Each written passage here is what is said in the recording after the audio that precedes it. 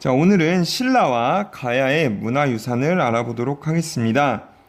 자, 삼국과 가야는 서로 경쟁하면서 갈등을 겪기도 했지만 교류하면서 문화를 주고받기도 했습니다. 자, 또한 한반도 밖에 중국과 일본, 서역 등과도 교류하면서 문물을 교환하기도 했습니다. 자, 경주에는 금으로 만든 장신구, 이 금관총 금관이라든가 도기, 자, 도기, 기마, 인물형, 명기라고 해서 말을 타고 있는 인물의 모습을 한 도기가 있고요. 자, 유리병. 자, 이 유리병은 황남대총에서 나온 봉수형 유리병인데 서역에서 만들어져 신라에 들어온 것입니다. 서역은 지난번에 잠깐 나왔지만 중국인이 중국의 서쪽 지역을 모두 일컬어서 칭하는 말입니다. 자, 이 서역에서 만들어져 신라에 들어온 봉수형 유리병도 있고요. 자, 이런 문화유산을 통해 우리는 신라의 문화와 대외관계를 살펴볼 수 있습니다. 자, 특히 경주 대릉원 일원에는 약 38,000평의 평지에 23기의 능이 이렇게 모여 있는데요.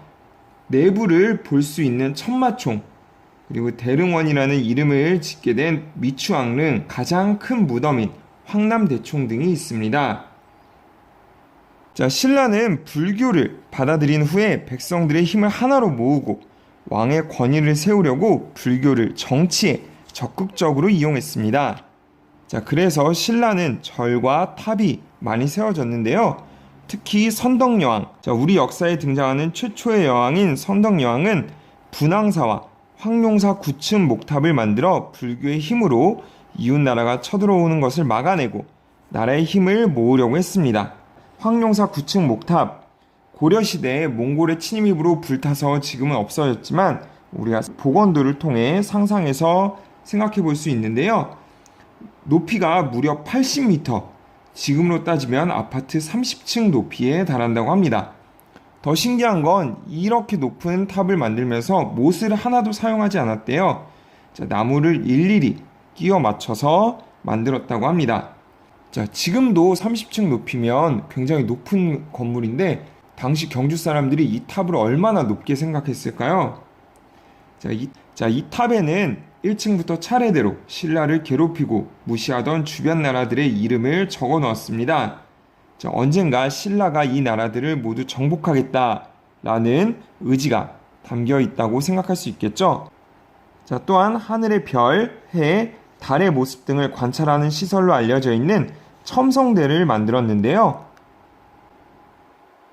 자, 지금 여러분이 보시는 모습이 첨성대의 낮과 밤의 모습입니다. 자, 이처럼 경주에는 신라의 문화와 그 수준을 보여주는 많은 문화유산이 남아있는데요. 여러분 꼭 한번 방문해서 직접 느껴봤으면 좋겠습니다. 자, 가야 지역에는 질이 아주 좋은 철이 많이 생산되었습니다. 이 때문에 가야는 철을 이용해서 다른 나라와 활발히 교역을 했습니다. 자, 왜냐? 밑에 보시면 철을 이용해 만들어진 물건들은 사람들의 생활 모습도 바꾸고 사회를 발전시키는 중요한 도구였기 때문이죠. 자, 가야 유적에서 발견된 덩이쇠들이 철의 소재로 쓰이거나 아니면 돈으로 사용돼서 물건을 사고 파는 등 여러 용도로 쓰였습니다. 자, 그래서 가야는 바닷길을 이용해서 철과 철로 만들어진 물건들을 일본으로 수출하기도 했습니다. 여러분 지도에서 가야의 위치 보이시죠? 자, 그래서 이 바닷길을 이용해서 다른 나라와 교역했다는 것 알 수 있고요. 자, 가야 사람들은 철을 이용해서 다른 나라보다 우수한 칼과 창, 갑옷 등을 만들어냈습니다. 여기 보시면 철로 만든 갑옷과 투구의 모습도 알 수 있고요. 자, 가야 문화와 관련된 역사 기록은 사실 많이 남아있지 않아요.